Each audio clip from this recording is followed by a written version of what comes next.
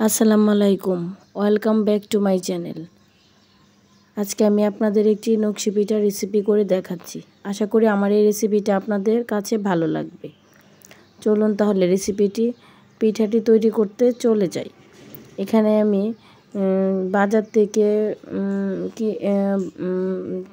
বাজার থেকে চালের গুঁড়া করে নিয়ে এসেছি। এখন আমি এটাকে গোল গোল আকারে একটু শেপ করে নিচ্ছি। অল্প লবণ দিয়ে দিয়েছিলাম। এখন একটা পাত্রে পানি দিয়ে এটাকে ভালোভাবে সিদ্ধ করে নিয়েছি। এখন এটাকে ভেঙে নিচ্ছি। হাতের সাহায্যে ভালোভাবে মথে নিতে হবে। অল্প অল্প পানি দিয়ে আমি একটা সফট ডো তৈরি করে নেব। আর ওই পানিটা কিন্তু ওই সিদ্ধ করা পানিটাই দিয়ে দিয়েছি। এখন হাতের সাহায্যে ভালোভাবে মথে নিচ্ছি। পিঠাটা সফট হবে, যত ভালোভাবে আপনারা এই আটার ডোটা করে নিতে পারবেন ততই পিঠাটা খেতে অনেক ভালো লাগবে। এখন আমি একটা রুটি বেলে নিচ্ছি। এখানে আমি অল্প তেল দিয়ে হালকা হালকা করে প্রেস করে একটা রুটি বেলে নিচ্ছি, যাতে করে রুটিটার মধ্যে একটা নকশা করা যায়। রুটিটা কিন্তু বেশি পাতলাও করা যাবে না, আবার বেশি মোটাও করা যাবে না, মিডিয়াম থাকবে। রুটির সাইজটা আপনারা আপনাদের পছন্দ অনুযায়ী করে নিতে পারেন। আমি একটু ছোট করেই করে নিচ্ছি। একটা রুটি করে নিয়েছি।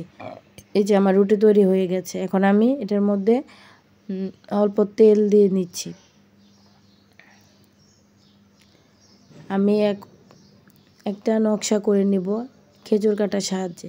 আমার চ্যানেলটিকে যারা সাবস্ক্রাইব করেছেন তাদেরকে অসংখ্য অসংখ্য ধন্যবাদ। আর যারা এখনও করেননি, আমার চ্যানেলটিকে সাবস্ক্রাইব করে পাশে থাকা বেল আইকনটি ক্লিক করে রাখার অনুরোধ রইল। তাহলে আমার ভিডিও সব নোটিফিকেশান আপনাদের কাছে চলে যাবে।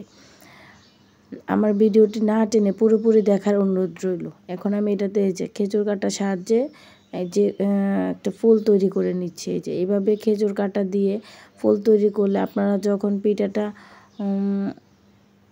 গুড়ের শিরায় দিবেন তখন কিন্তু খেতে অনেক ভালো লাগবে।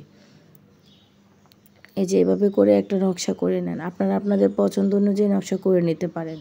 আমার ভিডিওটি না টেনে পুরোপুরি দেখার অনুরোধ রইল। আর পিঠাটি কেমন হয়েছে আমাকে কমেন্ট বক্সে জানানোর অনুরোধ রইল। এখন আমি একটা একটা করে সবগুলা পিঠা বানিয়ে নিচ্ছি।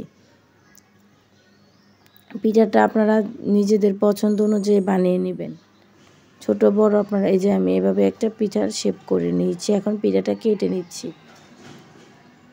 এই পিঠাটা কিন্তু আমাদের নরসিংদী অঞ্চলে অনেক ভালো, সবাই বানাতে পারে। আচ্ছা, আমি এভাবে বানিয়ে নিচ্ছি। আশা করি আমার ভিডিওটি দেখে আপনাদের অল্প হলেও ভালো লাগবে, উপকৃত হবেন। যে আমি এভাবে নকশা করে নিচ্ছি।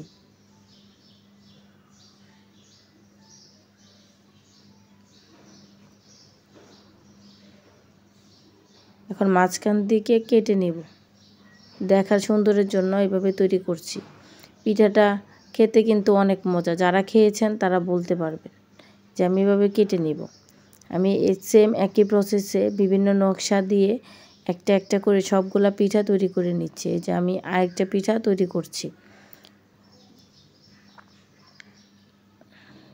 আমার পিঠা সবগুলো এই যে তৈরি করা হয়ে গেছে। এখন আমি একটা কড়াইয়ে তেল গরম করে নিয়েছি, সয়াবিন তেল। এখন পিঠা ভেজে নিচ্ছি। এখানে আমি হালকা করে পিঠাগুলো ভেজে নিব। পিঠাটা হালকা করে ভেজে আপনারা কন্টেনারে অনেক দিন পর্যন্ত সংরক্ষণ করতে পারবেন। এই যে পিঠাগুলো তৈরি হয়ে গিয়েছে। আমি একটা পিঠা ভেঙে দেখিয়ে দিচ্ছি। পিঠাটা যে কত সফট হয়েছে আপনারা এই যে দেখছেন, পিঠাটা কিন্তু অনেক সফট হয়েছে। আল্লাহ হাফেজ।